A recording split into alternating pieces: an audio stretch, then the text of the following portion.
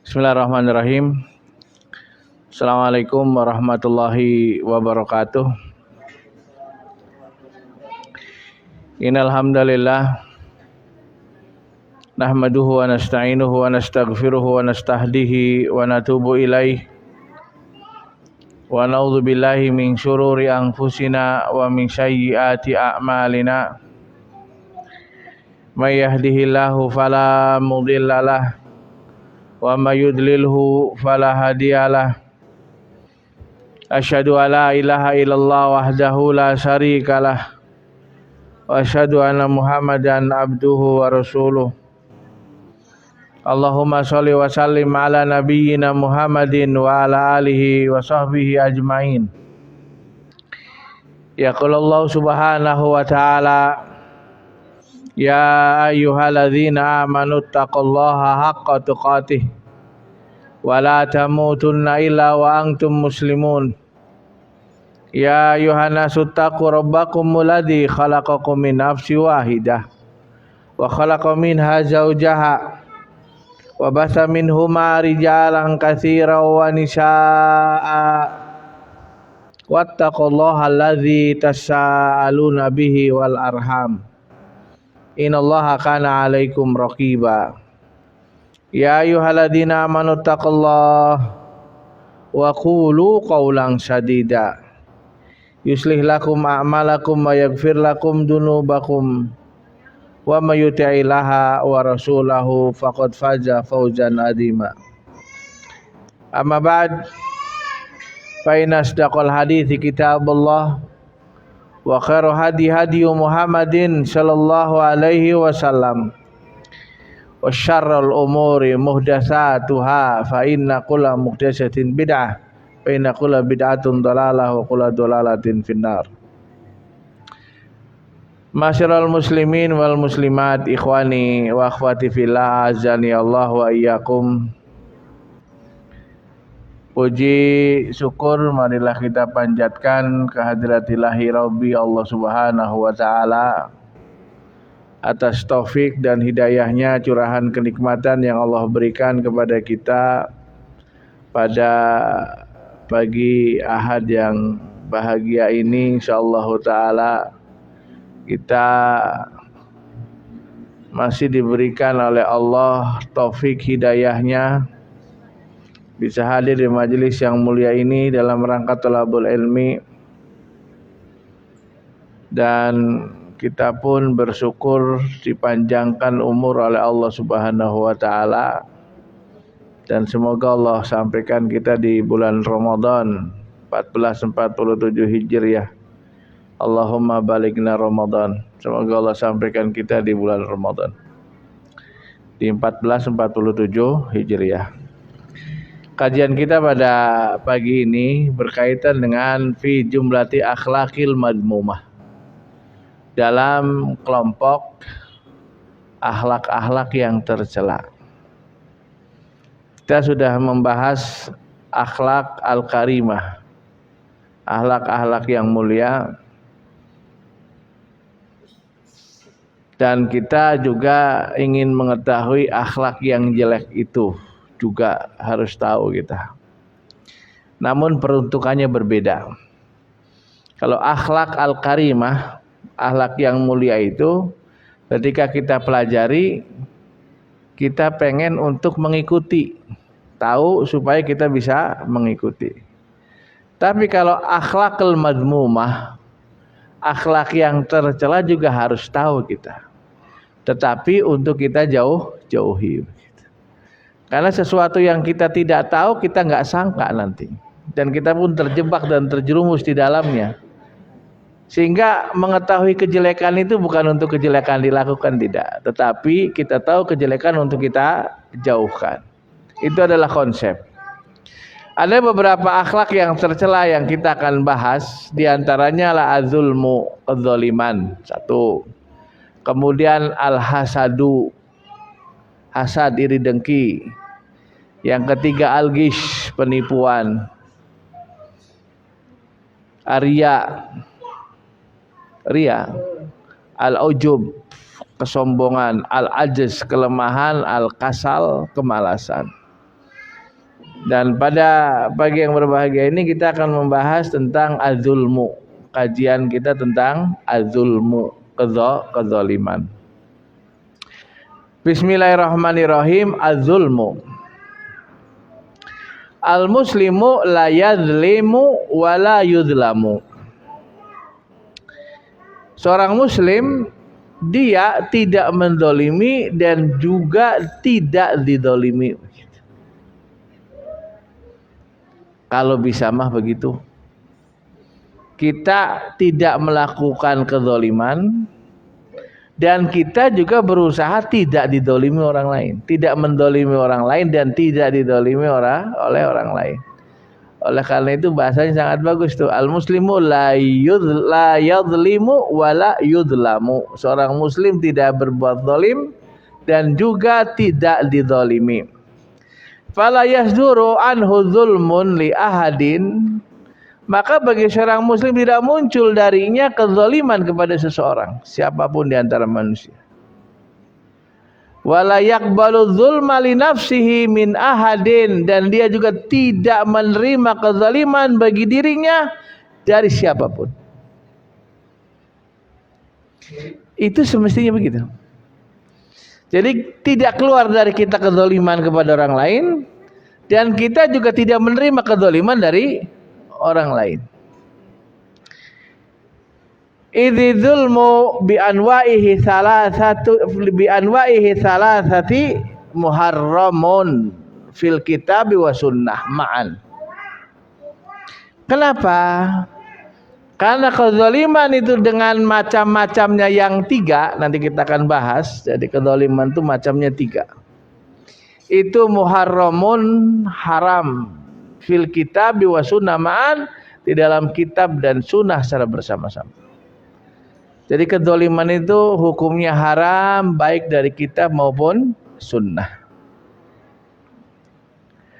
Qala ta'ala la tadlimuna wa la tudlamun. Al-Baqarah 279. La tadlimuna, janganlah kalian berbuat zalim, wa la tudlamuna, dan janganlah kalian dizalimi. Suratul Baqarah 279.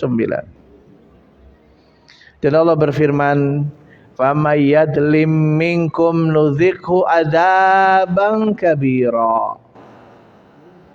Wa dan man, barang siapa yadlim minkum, berbuat zalim di antara kalian, nuzikhu, kami akan rasakan bagi kalian adzaban kabira, adab yang besar. Suratul Furqan ayat 19. Wa qala sallallahu alaihi wasallam wa qala azza wa jalla fi ma yarwihi anhu nabiyuhu. Qala azza wa jalla, Allah berfirman, fi ma yarwihi anhu nabiyuhu, pada apa-apa yang telah diriwayatkan tentangnya nabinya sallallahu alaihi wasallam. Ini namanya hadis qudsi, hadis qudsi. Firman Allah yang disampaikan, diriwayatkan oleh nabinya. Dan hadis qudsi ini hukumnya seperti hadis, tidak seperti Quran. Karena hadis ada yang sahih, ada yang hasan, ada yang dhaif, begitu status hukumnya. Kalau Quran kalamullah munazzal kepada nabinya melalui malaikat Jibril beribadah, membacanya beribadah dan mutawatir sampai kepada kita Al-Quran. Tapi kalau hadis qudsi tidak demikian, bahwa Allah berfirman, yang meriwayatkannya adalah nabinya sallallahu alaihi wasallam. Firman Allah Ta'ala di sini, Allah berfirman, ya ibadiya inni haramtu dzulma ala nafsi wa ja'altuhu bainakum muharrama fala tadzalamu.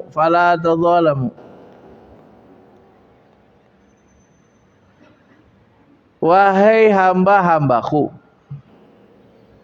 sesungguhnya aku telah haramkan kezaliman ala nafsi, atas diriku. Jadi Allah tidak berbuat zalim. Allah menyatakan bahwasanya aku telah haramkan kedzaliman atas diriku, kata Allah, wa ja'altuhu bainakum muharrama, dan aku jadikan dia kedzaliman bainakum di antara kalian muharrama, itu adalah hal yang haram. Fala tadzalamu, janganlah kalian saling mendolimi. Ini adalah nas dari hadis Nabi Shallallahu Alaihi Wasallam, termaktub di dalam riwayat Al-Imam Tirmidzi. Maka jelas haramnya perbuatan zalim, dan Allah nyatakan kezaliman adalah haram atas dirinya Allah Subhanahu wa taala, dan Allah nyatakan bahwasanya kedzaliman itu adalah haram juga di antara kalian, dan janganlah kalian saling menzalimi. Oleh karena itu setiap muamalah, khususnya sesama manusia, khususnya lagi sesama muslimin, maka harus berhati-hati. Jangan sampai ada sebuah tindakan perbuatan yang pada akhirnya dapat mendolimi saudara kita atau orang lain.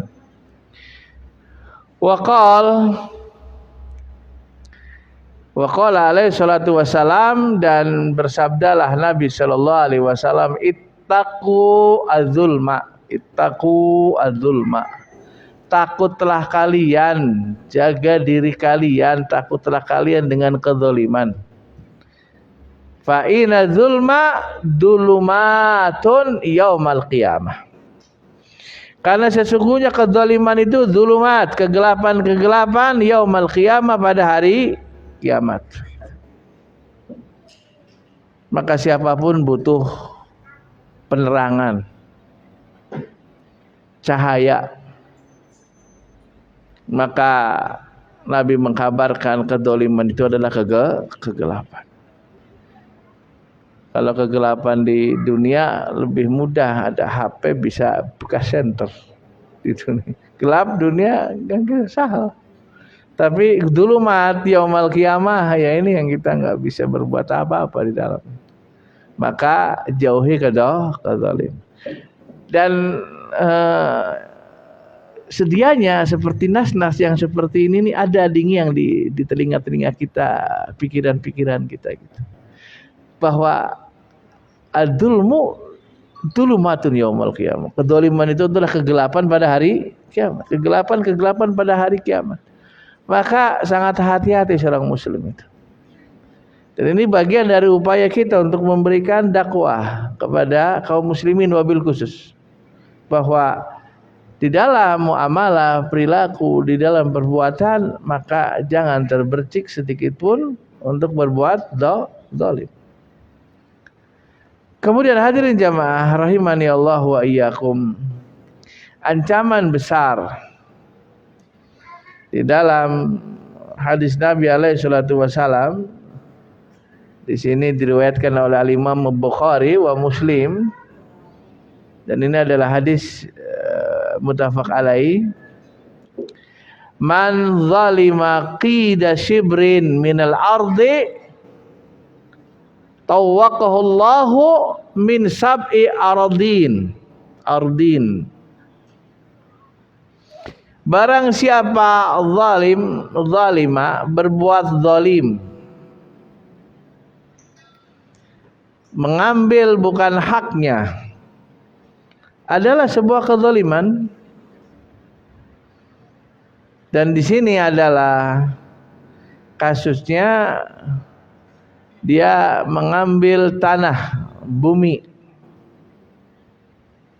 Dan ini adalah hal yang sangat terlarang, yang seorang harus hati-hati daripadanya. Sehingga apa? Sehingga ada ancaman besar, man dzalama qida shibrin. Barang siapa berlaku zalim terhadap sejengkal tanah. Apa itu maksudnya? Mengambil. Sederhananya geser galeng gitu loh. Sawah kita itu ada patoknya, atau tanah darat lah gitu. Nah, kalau kemudian ada seorang pengen sedikit pengen ketambahan 1 dapur, 2 dapur gitu, naudzubillah min dzalik. Padahal mah paling berapa puluh kilo gitu sebetulnya. Kemudian dia geserkan tuh apa namanya? Galengnya, pematang ya bahasa Indonesianya. Maka hanya sejengkal saja ketika dia berbuat zalim mengambilnya, maka apa terancamkan tawwaqahallahu min sabi aradin. Maka Allah akan kalungkan pada lehernya 7 lapis bumi. Apalagi yang gesernya banyak juga gitu. Sejengkal aja sedemikian, apalagi jengkal-jengkal gitu. Jengkalnya enggak satu. Jengkal-jengkal. Makanya hadirin jamaah perhatikan itu batas-batas itu. Tadi kan konsepnya saya seorang muslim tidak mau berbuat dolim dan tidak mau didolimi. Sayanya sendiri nggak mau untuk menggeser punya orang lain terambil ke tanah kita, dijadikan tanah kita. Dan kita pun nggak mau tanah kita juga diambil sama orang lain. Maka ajek. Ya kalau di kita ada raksa bumi gitu namanya ya. Maka kalau ada keraguan mintalah tolong ini ukur gitu sesuai dengan sertifikatnya Pak AJB dan lain-lain gitu sehingga benar-benar pas. Dan ini adalah ancaman spesial, kita takut gitu. Takut kalau kemudian kita berbuat zalim ke orang dan mengambil tanahnya orang, maka akan terhukumi naudzubillah summa naudzubillah tawwaqahallahu min sabi aradi. Karena bumi ini lapisnya 7 juga gitu. Sedalam itu kemudian dikalungkan di leher, naudzubillah summa naudzubillah. Maka hadirin jamaah, semisal didikan seperti ini, semisal nas yang seperti ini, mestinya orang muslim itu orang yang berakhlakul karimah. Tidak mau menyakiti dan mengambil dari orang lain yang bukan hak, Mudah-mudahan negara ini berbangga mestinya bagi penduduk-penduduk yang soleh gitu. Nah, gak mau ngambil yang bukan haknya. Dan kita doakan juga para pemegang dan pemangku kebijakan ini orang-orang soleh yang amanah gitu, yang nggak mau ngambil kecuali haknya yang diambil, bukan mengambil hak di orang lain. Semoga makmur negeri kita ini, amin. Dimulai dari pribadi-pribadi tentunya. Makanya nasnya ku anfusakum wa ahlikum nar. Mulai ibda binafsika, dari diri-diri kita. Jangan berbuat zalim. Termasuk jangan memiliki harta yang bukan haknya, tidak dengan cara yang halal mendapatkannya. Maka ancaman ini besar hadirin jamaah. Jadi jangan mengambil tanah atau harta secara umum yang bukan punyanya sendiri.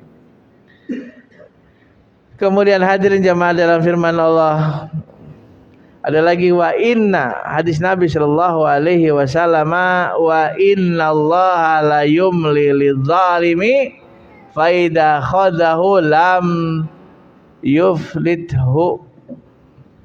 Sesungguhnya Allah membiarkan orang zalim atas kezalimannya, tapi apabila dia menyiksanya maka tidak akan bisa lari daripada adab.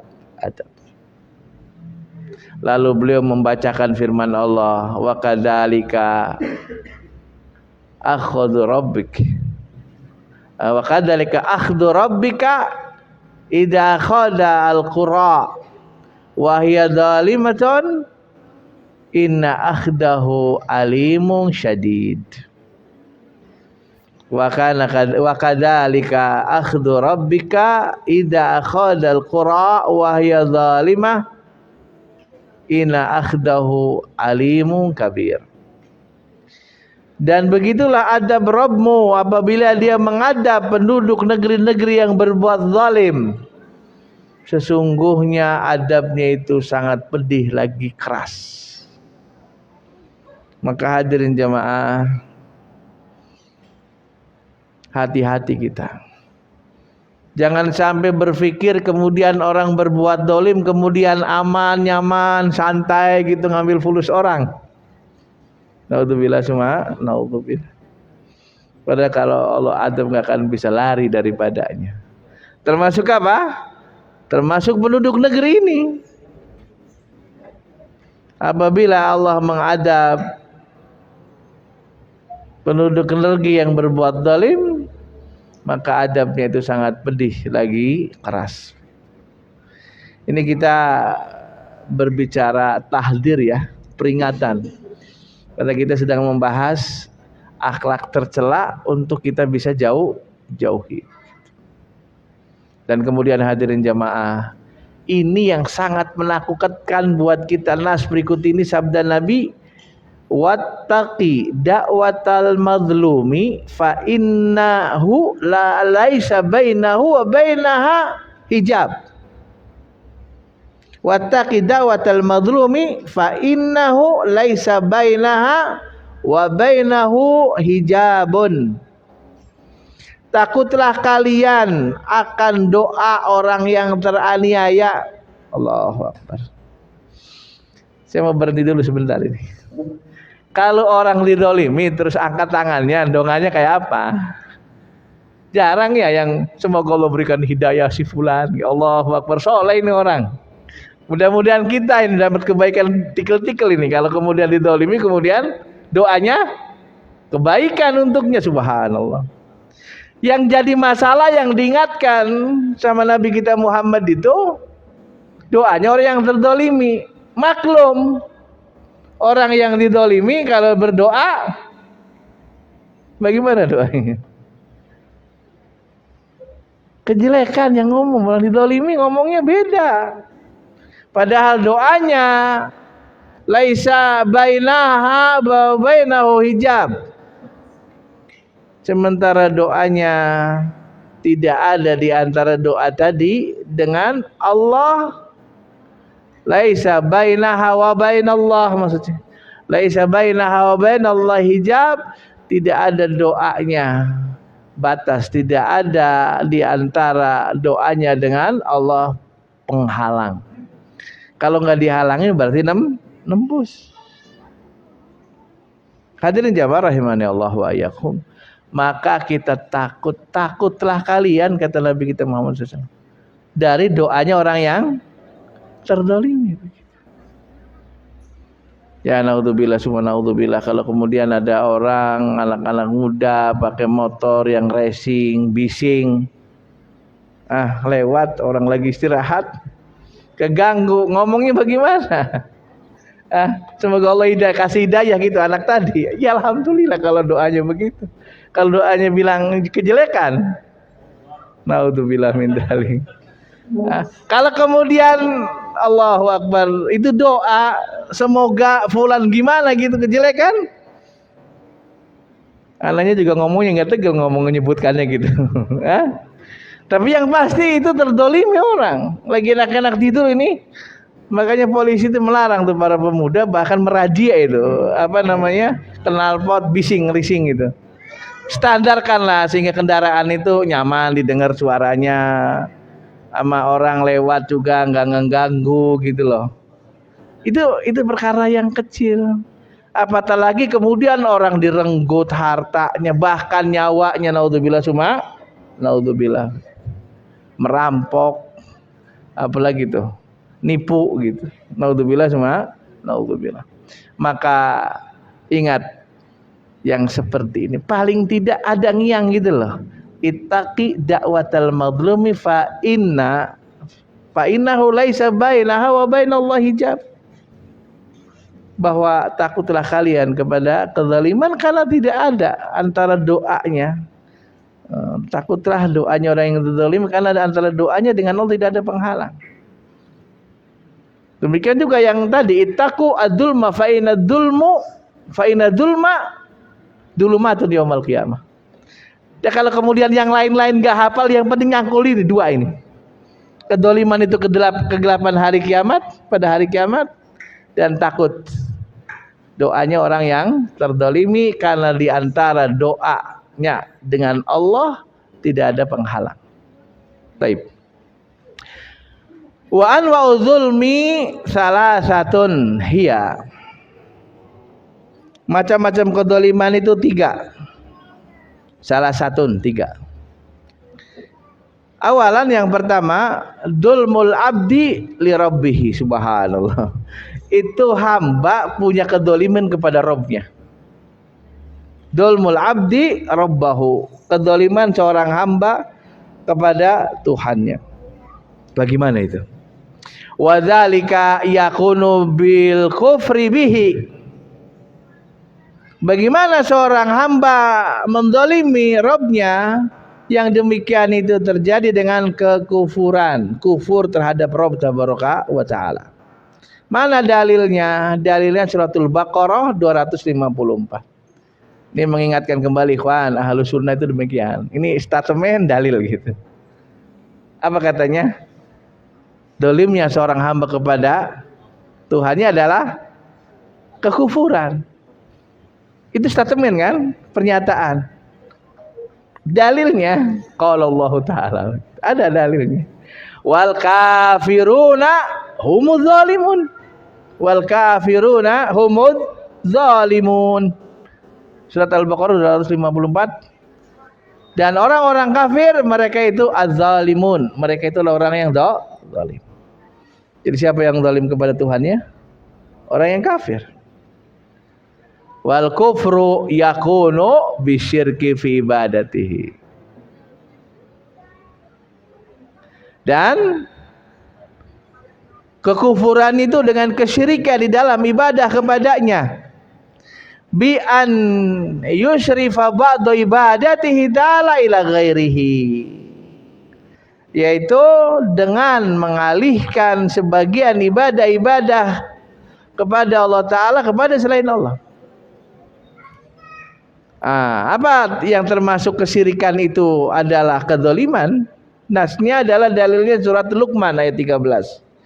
Inna syirka la dzulmun adzim. Inna syirka la dzulmun adzim. Sesungguhnya kesyirikan itu adalah kedzaliman yang besar. Nah, ada lagi nas termasuk kesyirikan itu adalah kekufuran. Innal ladzina kafaru min ahlil kitabi wal musyrikina ulaika hum innal ladzina kafaru min ahlil kitabi wal musyrikina fi nari jahannam khalidina fiha ulaika hum syarrul bariyah. Ini yang kedua yang lurus, yang tadi agak lupa. Innal ladzina kafaru min ahlil kitabi wal musyrikin. Nah, wal musyrikin minal ladzina kafaru, termasuk ahlul kitab. Di mana tempatnya? Binari jahannam khalidina fiha.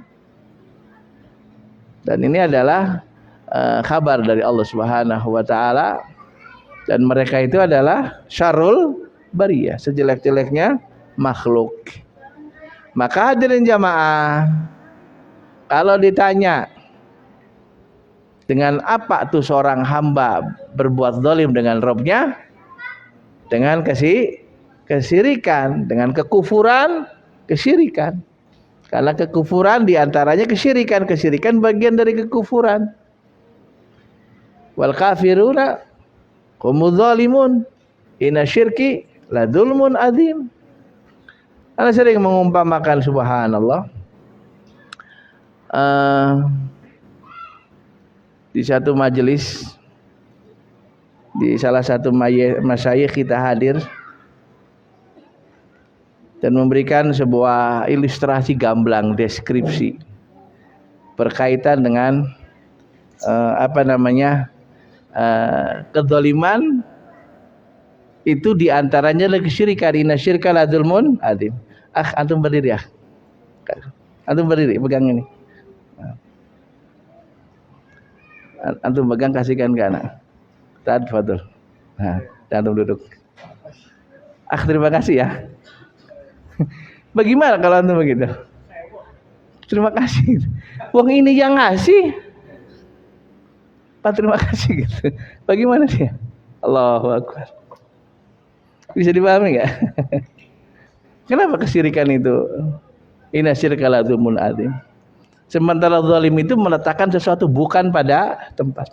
Kalau yang pada tempatnya yang normal, ketika al-akh yang ngasih, ana terima kasihnya ke siapa? Terima kasih ya telah memberikan air minum gitu. Kebetulan lagi haus. Ke siapa ngasihnya? Ke sana yang ngasih. Loh ini yang ngasih kemudian terima kasih gitu. Mungkin bagaimana? Walillahi masalul a'la. Sesungguhnya Allah punya permisalan yang lebih tinggi lagi begitu. Allah yang memberikan kita kehidupan, yang menghidupkan, yang memberikan rezeki, yang membimbing kita semuanya, memberikan hidayah sehingga kita bisa merasakan nikmatnya Islam, hidayatul iman. Nah, begitu menyembah kepada selain Allah, inna syirka la dzulmun adzim. Semestinya yang kepada yang memberi kebaikan kepada kita, kita bersyukur kepadanya, mengabdi kepadanya. Bukan diberikan kepada yang lain. Barulah kemudian akan benar kita ini, adil kita ini. Tapi kalau kemudian Allah yang memberikan segalanya buat kita, kemudian ibadah kepada selain Allah, itulah hakikat sebuah kedzaliman yang hakiki. Inna syirka la dzulmun adzim. Paham ya? Dan terima kasih ya tadi. Jazakallah khairan. Cuma untuk memberikan deskripsi aja kepada kita bahwa ketika Allah yang memberikan kepada kita keutamaan karunia, maka wajib atas kita untuk menyembah satu-satunya hanya kepada Allah Subhanahu wa taala. Yang kedua, tsaniyan, dzulmul abdi li ghairihi min ibadillahi wa makhluqatihi. Kezaliman seorang hamba kepada yang selainnya dari hamba-hambanya. Kita satu dari hamba Allah. Samping kanan kiri kita adalah hamba-hamba Allah juga yang lain. Maka seorang hamba mendolimi kepada selainnya, selain dia dari hamba-hamba Allah Subhanahu wa taala dan makhluk-makhluk yang lain. Awas. Bukan hanya kepada manusia. Berzalim kepada binatang. Zalim juga kepada alam semesta. Hutan digunduli bukan? Terjadi itu, kezaliman juga. Yang seharusnya enggak ditebang, ditebang. Akhirnya yang harusnya air hujan itu teresap dengan pepohonan yang tinggi, yang kuat akarnya, karena ditebangin, zalim dia. Harusnya enggak boleh. Ada ketentuan-ketentuan yang mengikat peraturannya, kapan harus ditebang, kapan tidak. Kalau kemudian ilegal apa namanya, launching apa namanya, penebangan yang ilegal itu, bagaimana kemudian terjadi lolos kemudian air dari gunung tidak ada yang menahan. Kasihan yang di bawah. Naudzubillah semua, naudzubillah. Oleh karena itu, kedzaliman seorang hamba kepada hamba yang lain disebutkan di sini juga tambahannya wa makhluqatihi, dan makhluk-makhluknya yang lain selain manusia, hamba-hambanya. Ada banyak makhluk Allah Subhanahu wa taala, termasuk binatang. Kalau zaman dahulu ada weluku, apa weluku itu? Dulu enggak ada traktor. Bajak, pakai kerbau, mungkin sapi. Dan kalau kemudian dia maksimal kerjanya 4 jam, 5 jam, jangan sampai 7 kejar tayang, majikannya nggak boleh, kasihan. Ya, pedati itu membawa misalkan 3 kintal misal, ya jangan 6. Hati-hati yang punya motor juga itu. Kendaraan, betul tidak? Maka berbuatlah kita adil. Berikan beban sesuai dengan kemampuannya. Oleh karena itu hadirin jemaah, yang kedua itu kezaliman seorang hamba kepada hamba-hamba yang lain atau kepada makhluk-makhluk Allah yang lain. Bagaimana bentuknya? Wadzalika bi adiyatihim fi a'radihim au abdanihim au amwalihim bi ghairi haqqin. Bismillahirrahmanirrahim. Ini jadi penegasan sengaja bahwa kedzaliman seorang hamba kepada hamba-hamba yang lainnya atau kepada makhluk-makhluk Allah yang lainnya itu dengan menyakiti mereka di dalam 3 hal. Pertama, kehormatannya. Yang kedua, fisik-fisik mereka, badan-badan mereka. Dan yang ketiga, harta-harta mereka. Hadirin jamaah rahimani Allah wa iyyakum, tidak boleh seorang menyakiti dengan kehormatan-kehormatan mereka. Kadang-kadang ada status sosial tertentu diejek gitu, dibully. Ya, mata pencaharian mungkin dianggap rendah kemudian dibully. Gak boleh. Akan lebih mulia, dia halal daripada jambret. Haram nih. Ngambil bukan haknya. Ya. Ada pekerjaan-pekerjaan yang halal tapi mungkin dipandangnya rendah, enggak ada masalah. Enggak boleh seorang menghinakan kehormatan keluarga, pekerjaan gitu. Enggak boleh. Dan itu bagian dari kezaliman kepada hamba yang lain. Dari sisi kehormatan, ya. Dan ini gencar ini pemerintah ini tentang bullying gitu. Ya, perundungan. Ya, anak-anak sekolah, mungkin para remaja, mungkin orang-orang dewasa juga pada ngerundung yang lain. Gak boleh. Kenapa? Itu kehormatan harus dijaga. Status sosial kadang dijatuhkan di hadapannya orang lain atau di hadapan teman-temannya dihinakan. Gak boleh. Kalau itu ada yang harus kita jaga.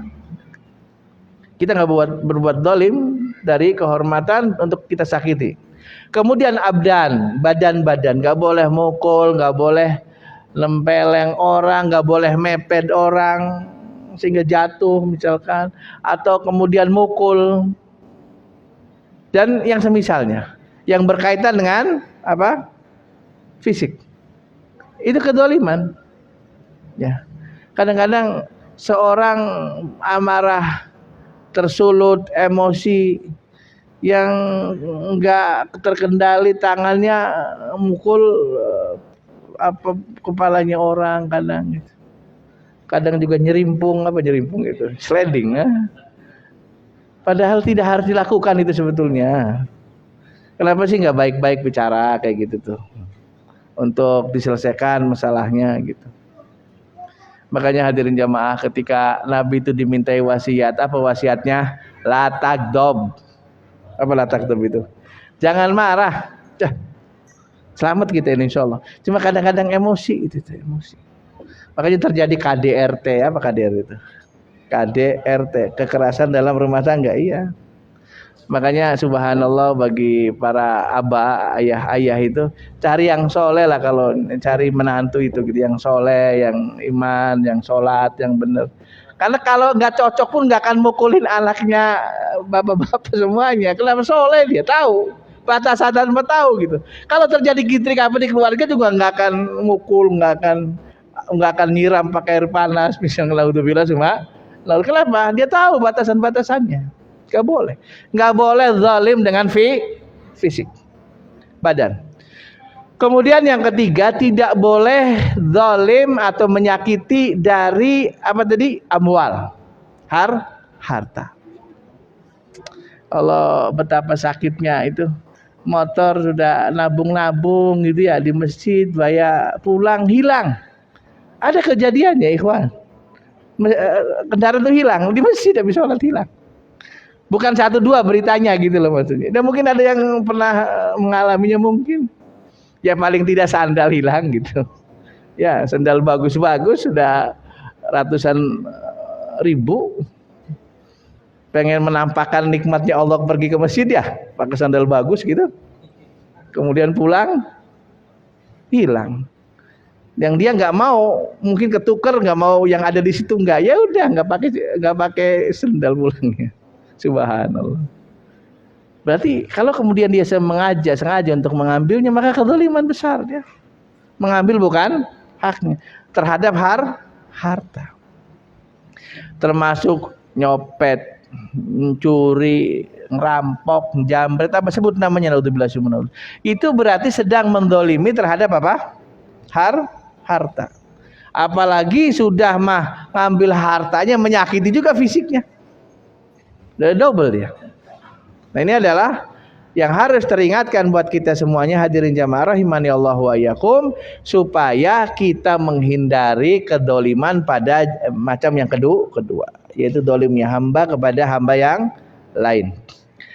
Kemudian hadirin jamaah rahimani Allah wa iyyakum, qala nabiyyu sallallahu alaihi wasallam, man kanat indahu madlamatun li akhihi min ardihi aw min syai' fayuhalilhu minhu al-yauma qabla alla yakuna dinarun wala dirhamun.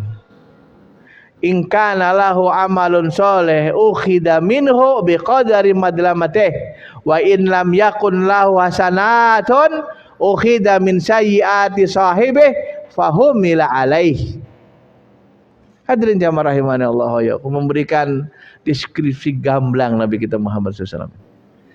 Barang siapa yang mempunyai kedoliman pada saudaranya, pada kehormatannya, atau pada sesuatu yang lain tadi, apakah dengan hartanya, dengan badannya, maka hendaklah dia halalkannya sekarang, menghalalkan darinya al-yaum, hari ini. Sebelum apa? Sebelum dinar dan dirham itu tidak fungsi. Kapan? Di akhirat. Karena ada hadis Nabi tentang muflis, orang yang bangkrut. Siapa yang bangkrut itu? Para sahabat mengatakan yang nggak punya harta habis bangkrut. Kita juga kalau ditanya orang bangkrut, ya sudah ludes, hartanya bangkrut namanya. Tapi enggak, dari sisi yang lain Nabi menjelaskan. Orang datang ke akhirat dengan pahala puasanya, zakatnya, sedekah, semua. Tapi dia ternyata telah berbuat zalim, menampar orang ini, mukul, ngambil hartanya orang ini. Maka apa yang terjadi hadirin? Kebaikannya diberikan kepada orang yang dulu dia berbuat zalimnya. Bagaimana kalau habis masih banyak kedolimannya? Kejelekannya orang tadi diberikan kepada. Dan ini sama dengan hadis yang kita baca ini. Jadi kalau diantara kita atau siapapun ada kedoliman kepada saudaranya dari kehormatannya atau yang lainnya, maka hendaklah dihalalkan hari ini. Minta ridhonya. Kalau pernah ngambil ada duit, balikin 10.000-nya tuh, 100.000-nya balikin. Karena nanti nggak ada urusan dengan fulus, nggak ada. Adanya kebaikan diberikan kepada siapa? Kepada yang dulu berbuat zalimi. Maka kata Nabi SAW, in kana lahu amalun soleh, bagaimana kalau orang yang berbuat zalim tadi punya amal soleh, maka diambillah sesuai dengan kedolimannya, dikasihkan. Bagaimana kalau ternyata tidak ada amal solehnya, habis, maka diberikan kejelekannya orang didolimnya kepadanya. Naudzubillah, naudzubillah. Padahal kita ini berharap kebaikan kita ini lebih berat. Fa amma man saqulat mawazinuhu fa huwa fi 'ishatir radiyah. Kita pengen kehidupan kita memuaskan, maka kita pengen berat timbangan kebajikan, kita kumpul-kumpul. Kenapa sih kita mesti harus sholat berjamaah subuh, ikhwan yang laki-laki? Kita pengen pahala, kita berharap kepada Allah ajar. Kita saum nanti sebentar lagi. Kita juga membanyakan puasa Sa'ban sekarang, mungkin dari awal tadi, sebab sunnah.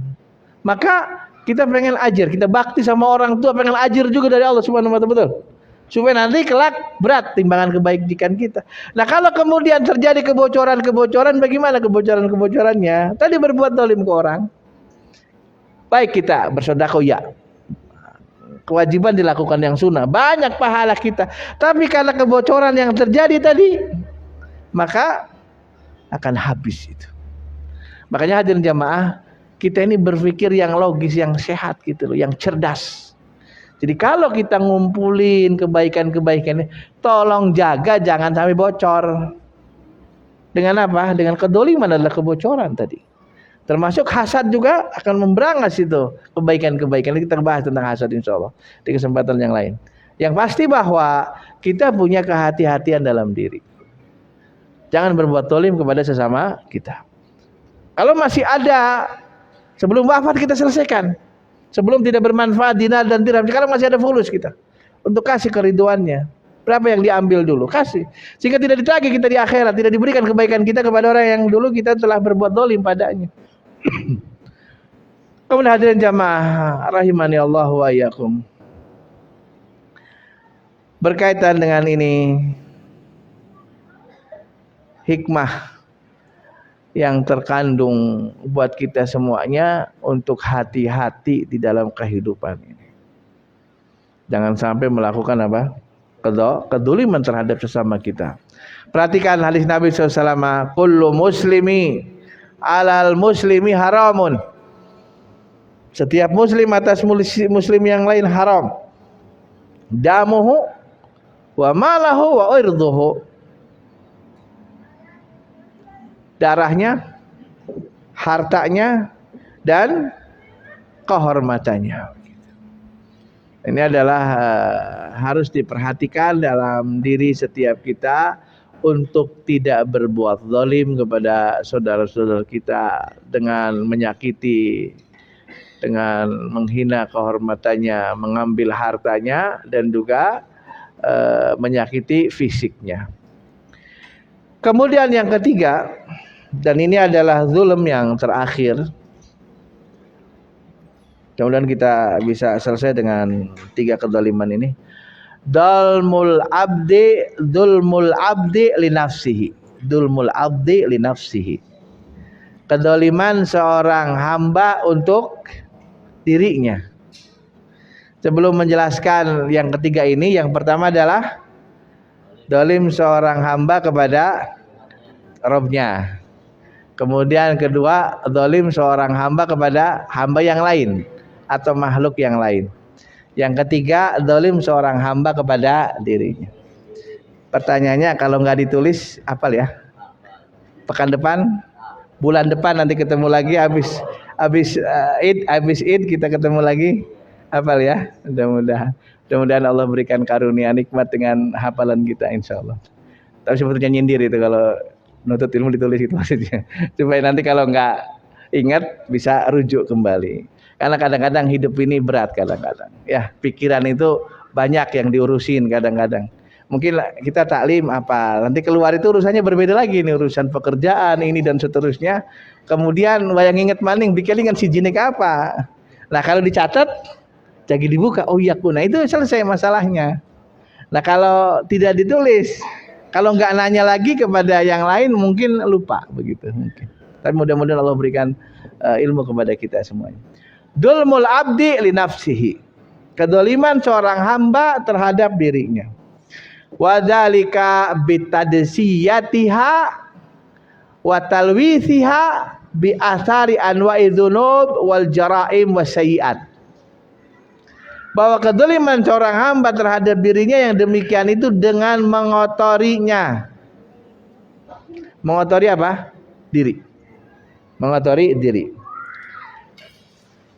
Dari pengaruh macam-macam dosa, kejahatan dan kejelekan.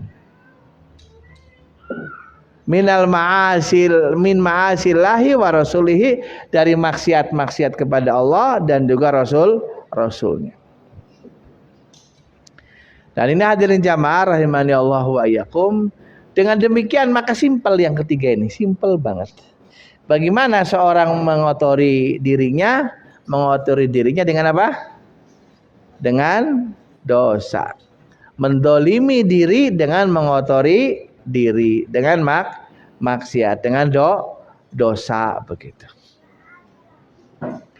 Allah berfirman, wa ma dolamuna walakin kanu anfusahum yadlimun. Dan tidaklah mereka itu mendolimi kami, tetapi merekalah yang mendolimi diri-diri mereka sendiri. Makanya di dalam surat As-Sams itu ada sumpah 11 kali berturut-turut. Wasamsi wa duhaha wal qamari idza tala.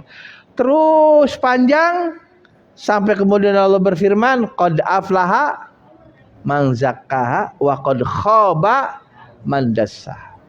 Beruntung orang yang mensucikannya dan merugi orang yang mengotorinya. Dan itulah kedzaliman terhadap diri. Simpelnya begitu. Sehingga diri ini juga harus dijaga, jangan sampai mendolimi diri sendiri. Sehingga kedzaliman itu harus terbebas di dalam diri terhadap Rabb kita. terhadap manusia yang lain dari hamba-hamba Allah dan makhluk yang lain, dan terhindar juga dolim kita kepada diri kita. Ya, jangan sampai kepada orang hati-hati, gak mau ngomong kasar, gak mau ngambil duitnya orang, betul tidak? Bagus. Tapi kepada dirinya, madrga tidak berpengaruh sama orang lain, gak ada hubungannya sama orang lain, maksiat, naudzubillah semua, naudzubillah. Maka sesungguhnya dia sedang juga berbuat dolim. Tetapi kepada siapa? Linafsihi, kepada dirinya. Maka hadirin jamaah rahimani Allah wa yakum, ketika seseorang dengan kesolehan dirinya, dengan takwanya, maka dia sedang membersihkan dirinya dengan amal solehnya. Tetapi ketika melakukan amal kejahatannya, sayyi'ahnya, dan juga kemaksiatannya, maka sesungguhnya dia telah mengotori dirinya. Mengotori diri berarti sedang membuat dolim kepada dirinya. Maka dijelaskan oleh Syekh Abu Bakar Jabir Al-Jazairi, fa murtaqibul kabirah minal ithmi wal fawahis huwa zalimun li nafsihi. Huwa zalimun li nafsihi. Maka para pelaku al-kabirah, pelaku dosa-dosa besar, dari dosa dan juga fawahis, kekejian, huwa zalimun li nafsihi, maka dia sedang berbuat zalim kepada dirinya. Yang berbohong, dirinya dosa, dolimin orang lain, double dia berarti. Yang naudzubillah min dalik meninggalkan kewajiban puasa, misalkan nanti Ramadan sebentar enggak saum padahal sehat mukim.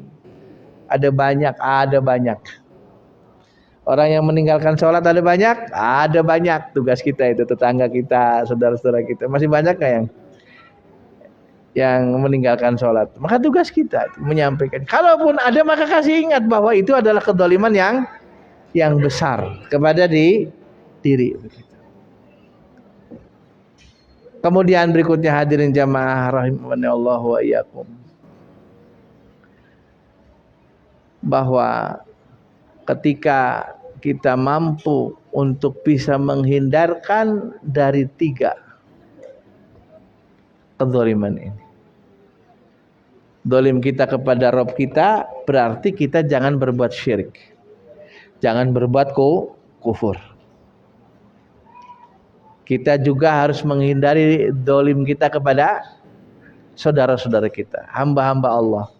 Bagaimana? Jangan menyakiti saudara kita dengan pada kehormatannya, pada hartanya, fisik badannya. Yang ketiga, jangan juga kita mendolimi diri kita sendiri.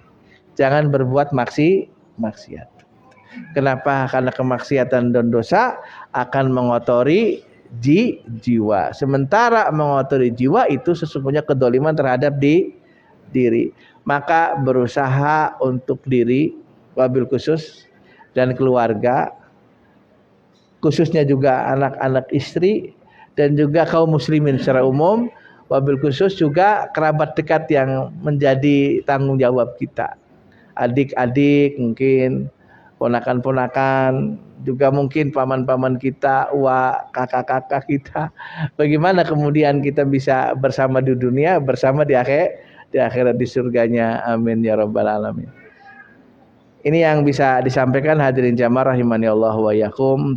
Mudah-mudahan mendapatkan taufik dari Allah, hidayahnya, sehingga kita bisa menjauhi perbuatan tercela atau akhlak madmumah, yaitu apa? Ad-dzulmu. Insyaallah pada kesempatan yang akan datang kita bahas tentang al-hasad. Insyaallah taala mungkin badalid insyaallah, untuk kita bisa mengkaji. Ingat, kita tahu kejelekan bukan untuk dilakukan, tetapi kita tahu kejelekan untuk bisa dijauhkan. Beda dengan tahu kita kepada kebaikan, tentunya untuk kita bisa kerjakan. Wa sallallahu ala nabiyina Muhammadin wa ala alihi wa sahbihi ajmain wa akhiru da'wana alhamdulillahi rabbil alamin. Subhanakallahumma bihamdika asyhadu an la ilaha illa anta astaghfiruka wa atubu ilaik. Assalamualaikum warahmatullahi wabarakatuh.